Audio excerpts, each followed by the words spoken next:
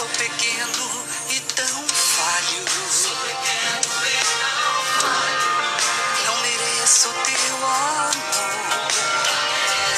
Olá, boa noite a todos. Que Deus possa estar abençoando a cada um de nós neste domingo. Agora são 19 horas. Estamos dando início aqui, desculpem, a transmissão da live da palavra nesta noite. E que você possa já estar preparando aí a sua sala de vídeo, que você possa estar compartilhando, avisando o pessoal aí que está começando, porque eu tenho certeza que Deus hoje vai estar nos alcançando uma vez mais por esta palavra santa e por esta palavra bendita que o Senhor nos concedeu para que pudéssemos transmitir através da rede do Facebook nesta noite, em o nome de Jesus. Bom estar com vocês, todos vocês que já estão aí mandando aí uma boa noite. Isso é muito bom saber que todos vocês estão acompanhando neste domingo e que a bênção, a graça e o poder de nosso Senhor Jesus Cristo esteja nos direcionando para que possamos então nos fortalecer através da palavra desta noite. Pega um pouco de água também, por favor. Desculpe. Queridos, eu quero falar um pouquinho nesta noite a respeito de uma passagem no Velho Testamento que está lá em 2 Samuel, no capítulo 6. Se você quiser acompanhar aí na sua Bíblia, 2 Samuel, capítulo 6, nós vamos estar lendo aqui alguns versículos. E enquanto você vai preparando aí, também vou preparando aqui a minha Bíblia. Enquanto isso, os nossos amados vão aí encontrando as referências nesta noite, em nome de Jesus.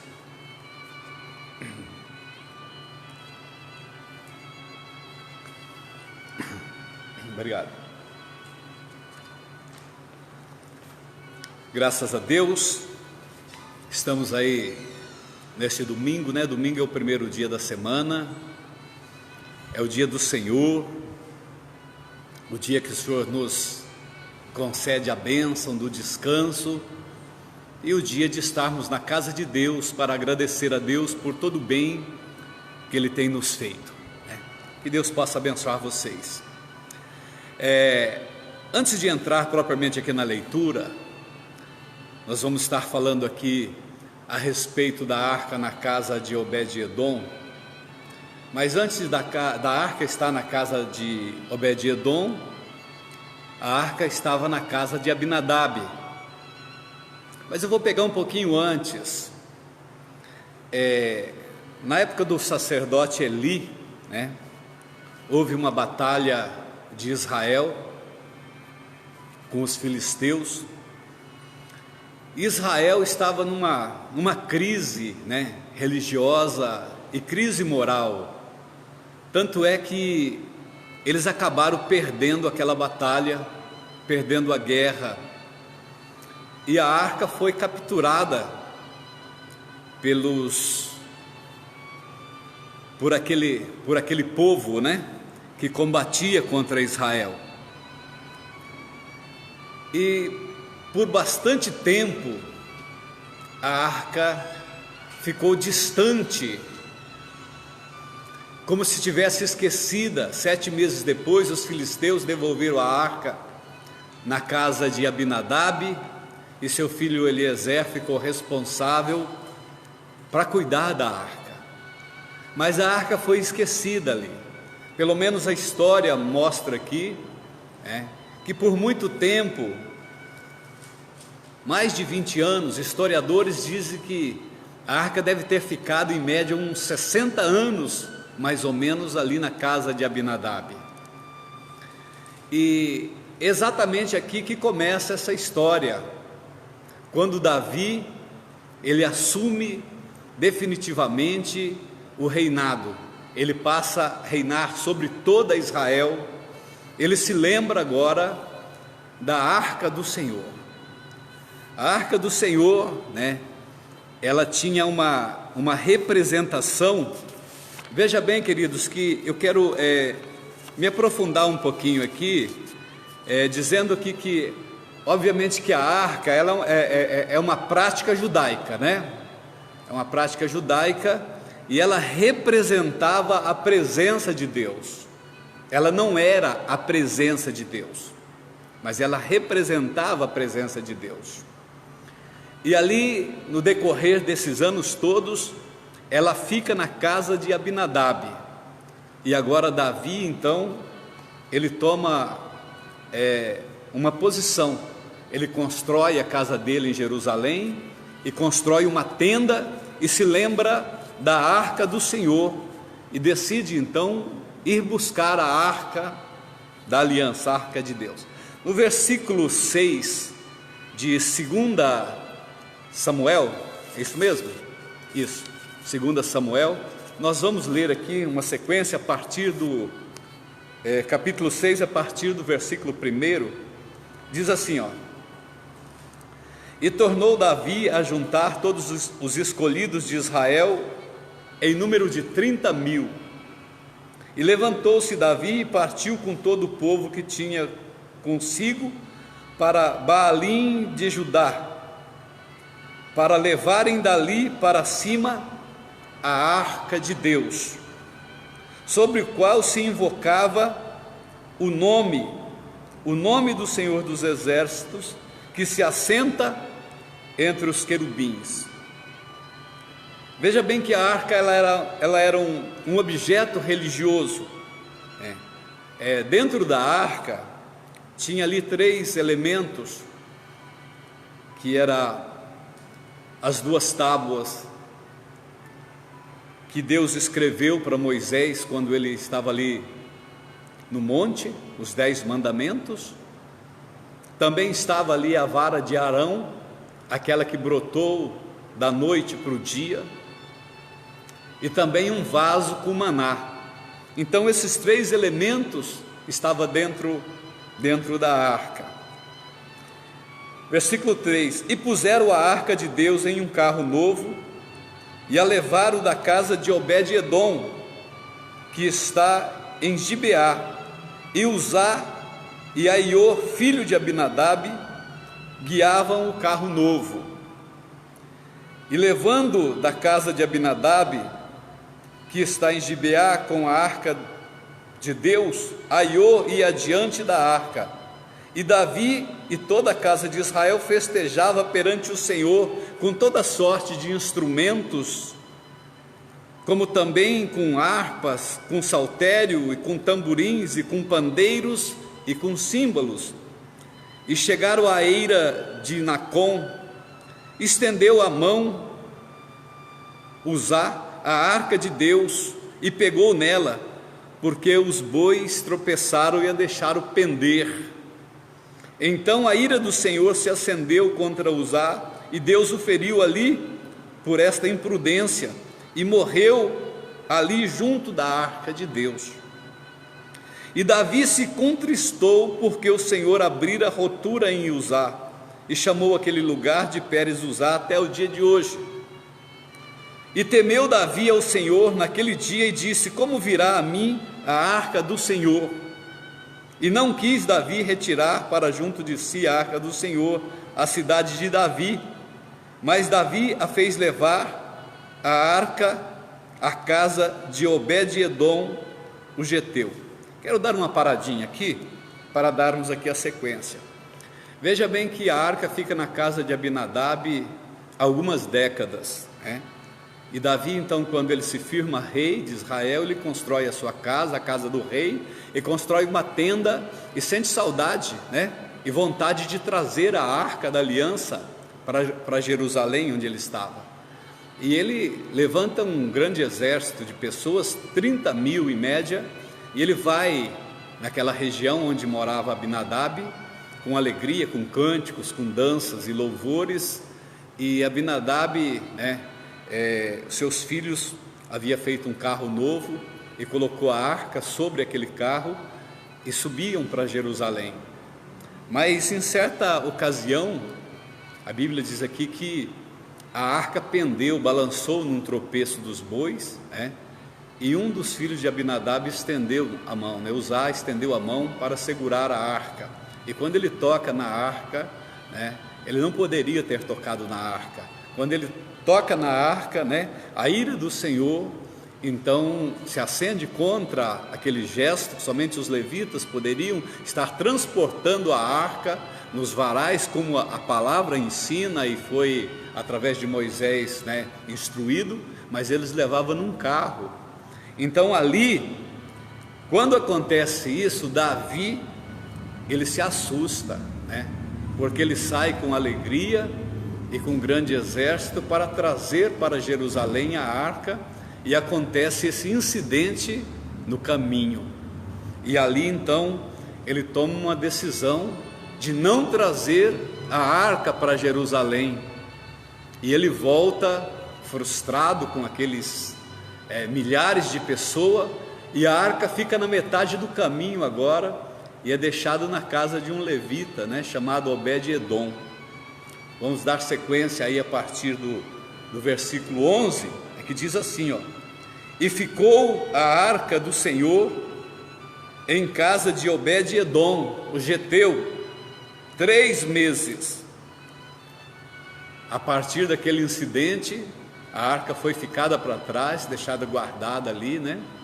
E ficou 3 meses ali. E talvez ficaria muito mais tempo guardada ali, assim como tinha ficado algumas décadas na casa de Obed-Edom.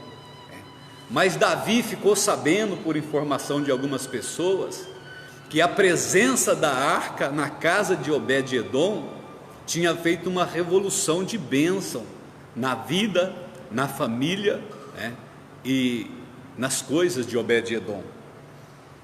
Então aqui, ó, a palavra diz aqui, ó: então avisaram a Davi, está no versículo 12, dizendo: abençoou o Senhor a casa de Obed-Edom e tudo quanto ele tem, por causa da arca de Deus.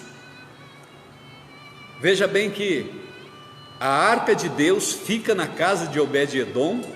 Obed-Edom a recebe, né, a incumbência agora de ser ali aquele que ia guardar, era o guardador, o guardião da arca, e por consequência disso, a presença de Deus, né, a arca que representava a presença de Deus, Deus começa então pelo zelo abençoar a casa de Obed-Edom.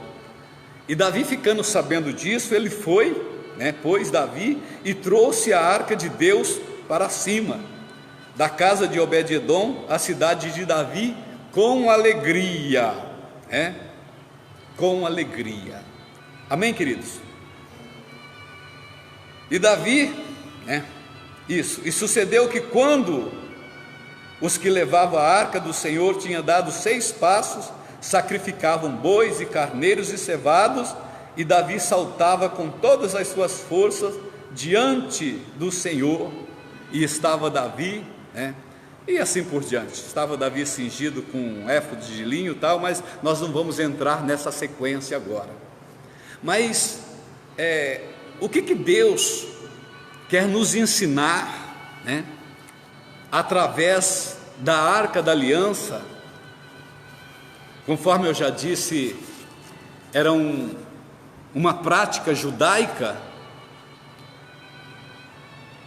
Hoje, a representação da arca, ela tem uma outra representação hoje.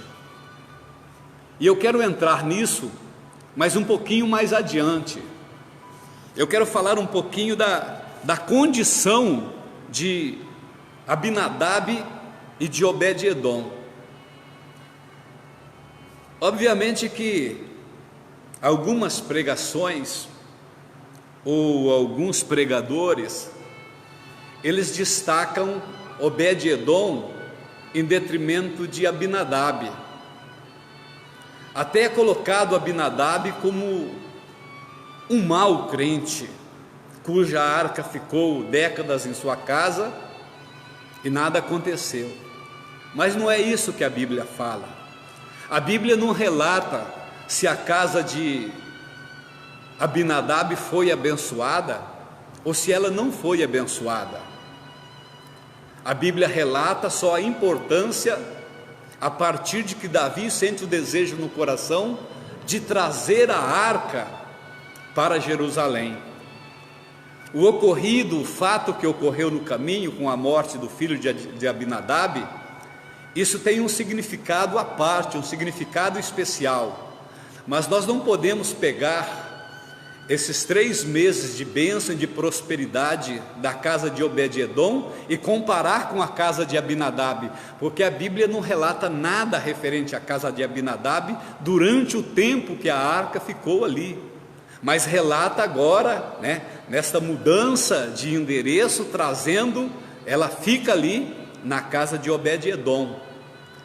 Mas o importante é que quando a arca ela é introduzida dentro da casa de Obed-edom, certamente Obed-edom, no seu costume judeu, hebreu, ele olha então aquela arca que naquela época ela tinha o seu significado, o seu simbolismo, era vigente a presença de Deus, e Deus agia desta maneira naquele tempo, e ele se depara agora com algo que está dentro da casa dele, que representa a presença do próprio Deus.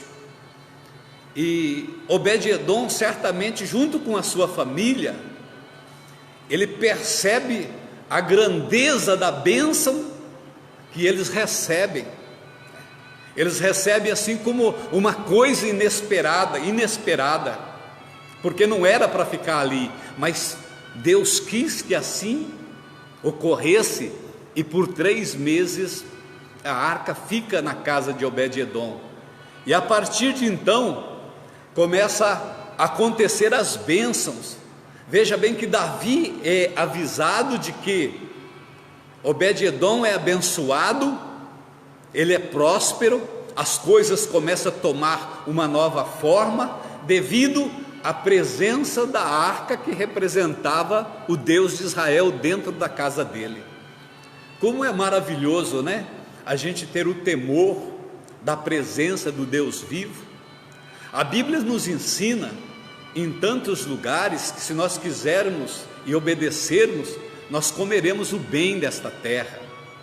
Obed-edom foi beneficiado pela presença, através da arca, que representava a presença de Deus, e ele não perdeu tempo em se dobrar, ele e levar toda a sua família juntamente com ele, para reverenciar e dizer: olha, nós fomos uma família agraciada pelo Deus vivo de Israel. Hoje o símbolo maior da presença do Senhor está dentro da nossa casa. E aquela presença trouxe cura à casa de Obed-edom, trouxe paz à casa de Obed-edom, alcançou toda a família dele, alcançou todos os negócios dele, tudo que ele possuía. Quando diz que trouxe bênçãos, é porque houve cura, houve multiplicação, houve conserto, houve reverência. Um novo tempo passou a viver Obed-edom e a sua família por causa da arca que estava dentro da casa dele. Eu quero um pouquinho mais na frente entrar para fazer uma referência daquilo que hoje representa a arca, do que nós podemos hoje simbolizar no nosso tempo a arca, visto que lá em Jeremias, eu quero ler com vocês, se você quiser nos acompanhar aí, Jeremias capítulo, só um momentinho, Jeremias,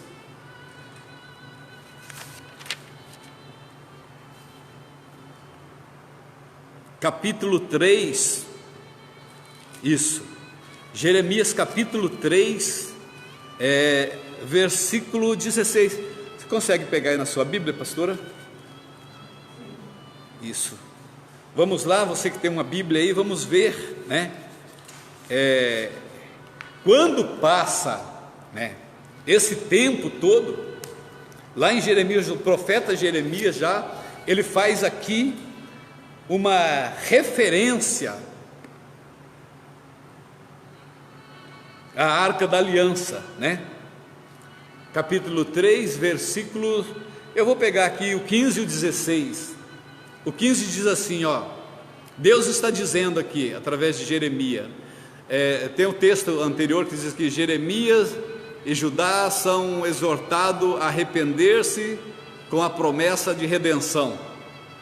Então veja bem, Deus sempre trabalha para dar a redenção ao seu povo. Assim como a arca foi capturada pela rebeldia do povo e é resgatada agora, e através do esforço e da reverência diante daquelas pessoas que ali estavam e recebem a arca, eles são abençoados. Mas o Senhor dá uma mensagem agora, quando Ele está tentando restaurar o povo aqui no outro tempo.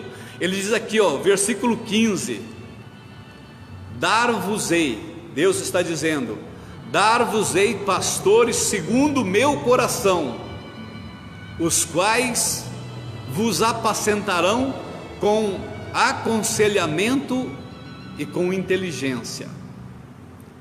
O Senhor disse que estaria dando pastores agora. Pastores são os mentores, são os pregadores da palavra de Deus, E o Senhor diz que eles iriam apacentar o povo com conhecimento e com inteligência. Vê agora o que diz aqui no versículo seguinte, no 16: e sucederá que, quando vos multiplicardes e frutificardes na terra, naqueles dias, diz o Senhor, nunca mais se dirá a arca da aliança do Senhor, nem lhes virá ao coração, nem dela se lembrará, ou se lembrarão, nem a visitarão, nem se fará outra. Veja, queridos, que aqui o Senhor está dando uma promessa, dizendo que quando eles entrassem e possuíssem aquela terra, é para que eles pudessem então não ficar ligado àquela representação, porque ali ele daria pastores que apacentaria com inteligência e com consciência. Nunca mais diria a arca do Senhor. Versículo 16 diz isso aí, ó. Nunca mais dirá a arca do Senhor, nem lhes virá o coração, nem dela se lembrará, nem a visitarão, nem se fará outra. Então, o que a Bíblia está nos ensinando? Que por um tempo, por ordem de Deus, se fez alguma coisa simbólica, que o povo pudesse então, através daquele objeto, invocar o nome do Senhor. Foi uma ordem de Deus, mas ele diz que aquilo se extinguiria, se acabaria, e outra não seria feita. Mas aí, agora nós estamos aqui há milênios depois desse fato, desse ensinamento, ou desse tempo que viveu esse povo, e muitas vezes nós queremos compreender o que representou no passado a Arca da Aliança e aquilo que representa hoje esta mesma arca, porque nós não acreditamos que simplesmente houve, podemos chamar de objeto, podemos chamar de alguma coisa que Deus fez para que levasse o povo a acreditar, mas não deixaria de ter uma representação ou uma representatividade nos dias de hoje. porque se ela representava a presença de Deus, e essa presença de Deus, ela leva bênção a uma nação, a um povo, especificamente a uma casa, em particular a um homem que é citado aqui, nós precisamos entender qual é a representação dela hoje, não no sentido e no formato, né, daquilo que se apresenta, a maneira que ela era feita, mas hoje nós precisamos entender. Eu quero, juntamente com você, ler João, capítulo 14, Evangelho de João, no capítulo 14, encontrou aí? João capítulo 14, isso, a outra referência é 1 João. João capítulo 14, nós vamos ler aqui alguns versículos, nós temos aqui mais alguns minutinhos, que diz assim, ó, desculpa, não é João capítulo 14, é João capítulo 1, nós vamos ler até o 14, então se você está aí no capítulo 14, volta para o capítulo 1, me desculpem.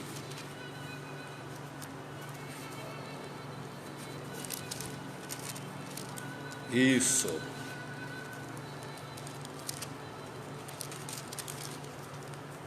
Aqui.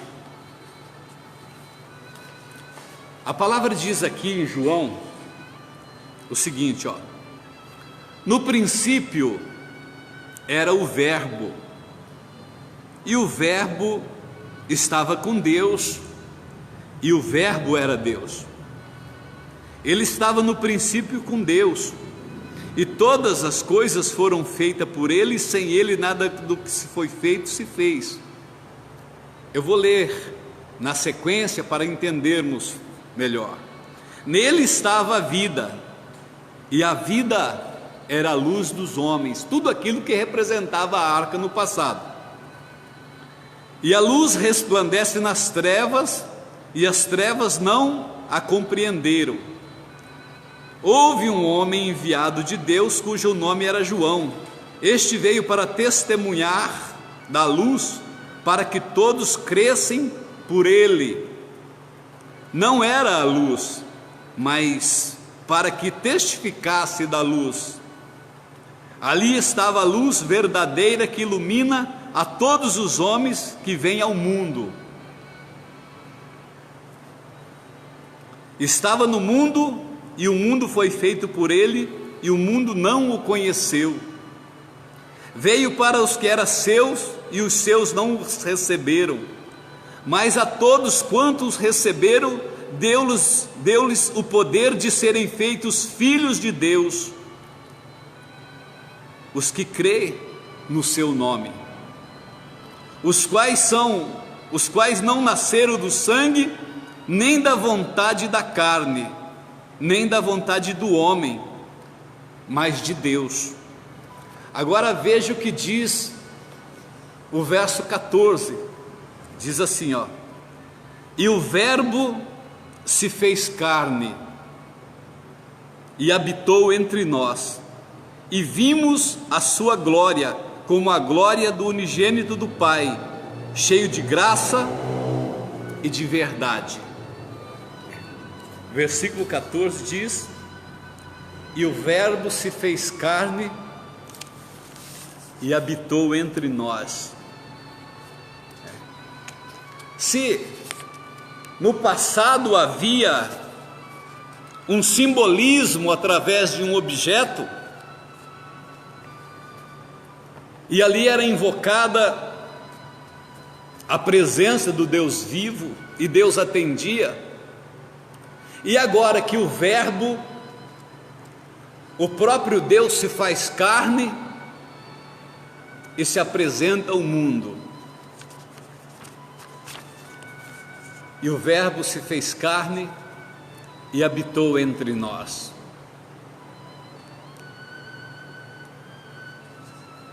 nós encontramos ali, quando ministramos a Santa Ceia, em 1 aos Coríntios, capítulo 11, ele diz, ali naquele momento que ele pega o cálice, ele eleva o cálice e faz uma oração dizendo: esse é o cálice da nova aliança.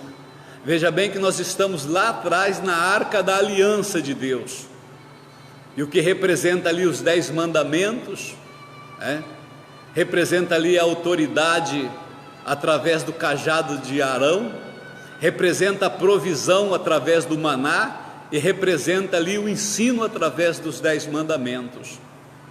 E agora, na pessoa do Cristo que se faz carne, está aqui agora para face a face, aquele Deus que se manifestou, que se encarnou, para trazer uma mensagem viva, muito mais calorosa, muito mais prazerosa, que nos transmite uma verdade para os nossos tempos, não para os tempos que eles viveram. Os tempos que eles viveram, Deus se manifestou daquela maneira, mas nos tempos de hoje, nós já não usamos mais o objeto para dizer isso aqui representa a presença dele. Não, a presença dele é real hoje. O Deus vivo, o Cristo vivo que se manifestou em carne para desfazer a obra do mal e para nos trazer, a alegria. 1 João,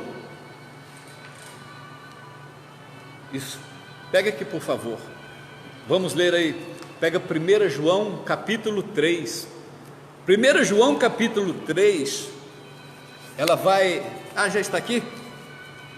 Isso, obrigado. 1 João capítulo 3 diz aqui,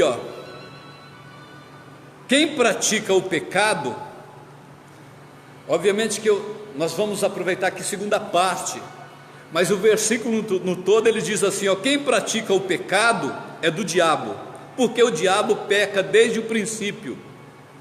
Para isto o Filho de Deus se manifestou em carne, para desfazer as obras do diabo. Mas eu quero pegar aqui esta parte que ele se manifestou em carne, representa que ele é a arca viva hoje, é a nossa resposta, é a resposta da nossa oração. Da mesma maneira que Obed-Edom, ele é abençoado por levar para casa aquela representação da presença de Deus. Hoje nós temos a própria presença de Deus através do Cristo nas nossas vidas, não representado mais por um objeto, porque hoje para nós se torna algo idólatra, porque nós temos a presença do Cristo vivo, aquele que deseja estar no nosso lar, muito embora não é representado por alguma coisa, nem nos céus nem na terra, alguma coisa feito imagem ou representado por um objeto. Ele é vivo. Esta arca viva da nova aliança que se chama Jesus, ela quer entrar na tua casa na noite deste domingo, para abençoar a sua casa, para curar a sua casa, para curar a sua família, para fazer multiplicar os teus negócios, porque Deus é um Deus de prosperidade, é um Deus abençoador, é um Deus multiplicador. Deus não tira nada de ninguém e não faz troca com ninguém. Tão somente se você crer, se você reverenciar, se você o aceitar, se você levá-lo para a sua casa, certamente a sua vida vai ter um diferencial.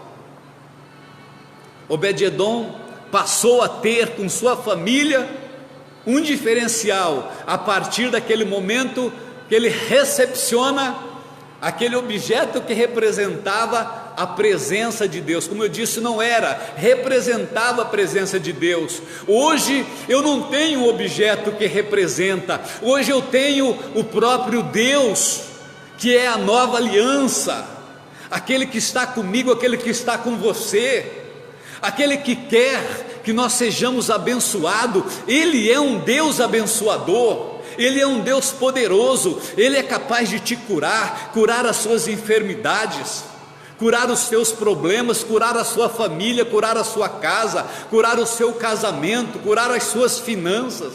Nesse tempo de incerteza e insegurança, Ele te dá estabilidade, Ele te dá paz, Ele coloca paz no teu coração.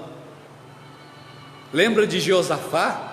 Josafá estava assustado, o que vinha contra ele era maior do que as forças dele, mas naquele dia ele temeu, ele jejuou, ele se consagrou, e ele pediu socorro, e o Senhor disse: olha, Josafá, esta batalha não é sua, esta batalha é minha. Por quê? Porque ele se agradou da atitude daquele homem. E o Senhor então se levantou e disse: olha, vocês não precisam guerrear, esteja só olhando, porque eu vou guerrear por vocês. Às vezes nós temos guerreado as nossas guerras, não é verdade?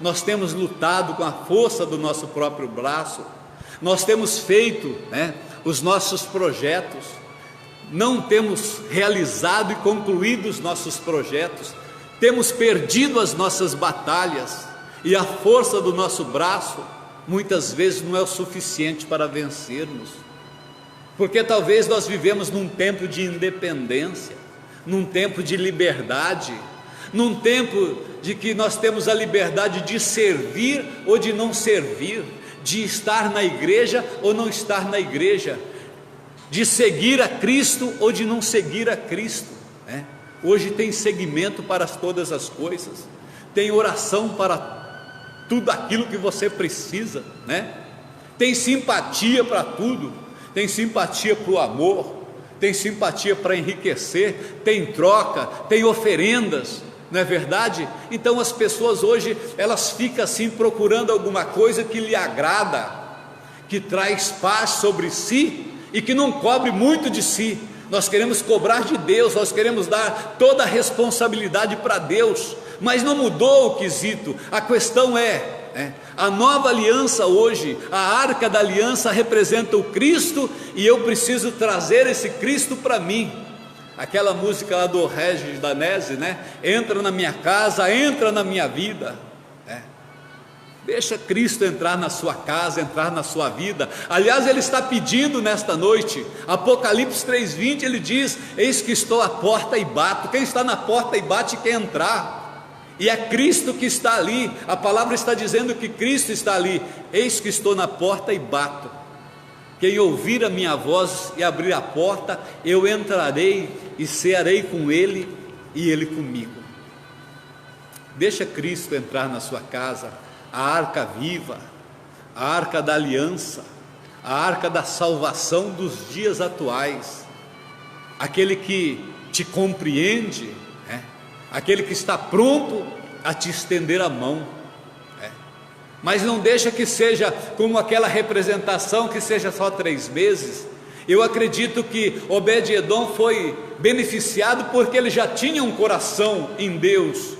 Durante aqueles 3 meses, ele buscou ainda mais e foi grandemente abençoado, e certamente depois ele contava o testemunho: olha, esteve na minha casa a arca da aliança por 3 meses, que representa Deus, e continuou glorificando a Deus, ainda que a presença da arca não estava lá. Hoje, na tua casa, o Senhor Jesus vai ser permanente. Você não vai se lembrar, não, por um tempo Jesus passou aqui e hoje eu vivo as lembranças e conto o testemunho do passado. Não, vai continuar presente todos os dias.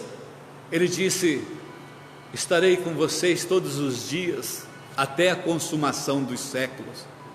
Que a arca viva, que representa o Cristo, possa te trazer nesta noite, a paz que você tanto precisa, possa trazer a cura que você tanto almeja, a paz no seu lar e a paz no seu casamento.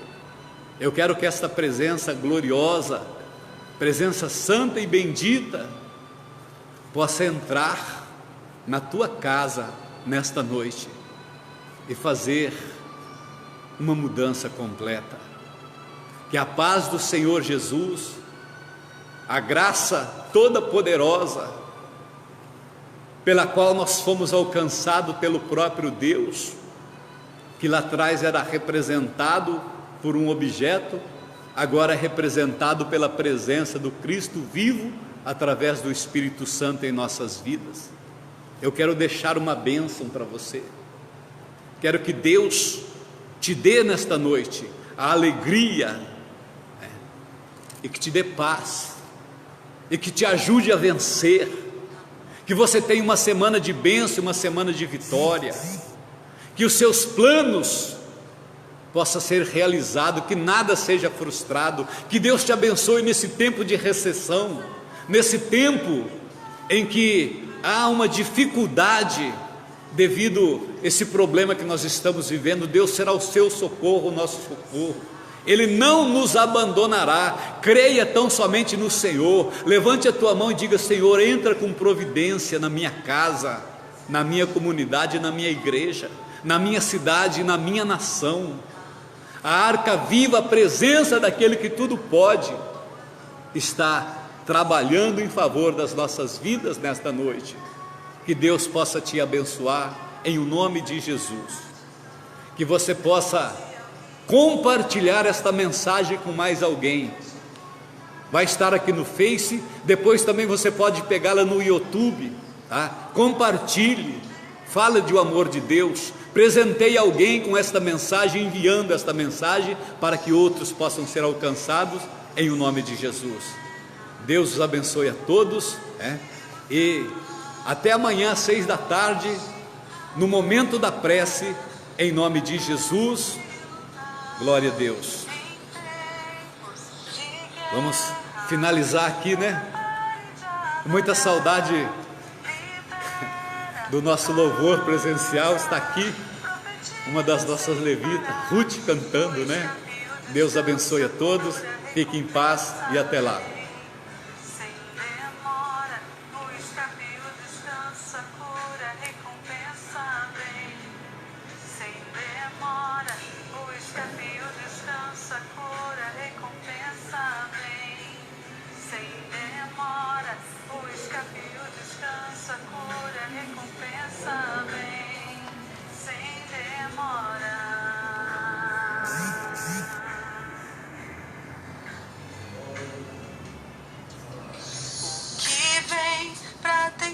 Ferir o valente de Deus em meio às suas guerras.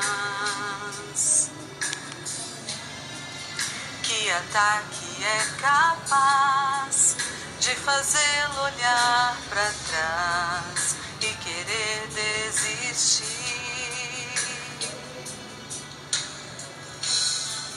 Que terrível arma é usada para tentar paralisar sua fé. Cansaço, desânimo, logo após uma vitória, a mistura de um desgaste com um contra-ataque do mal, a dor de uma perda ou a dor da traição, uma quebra de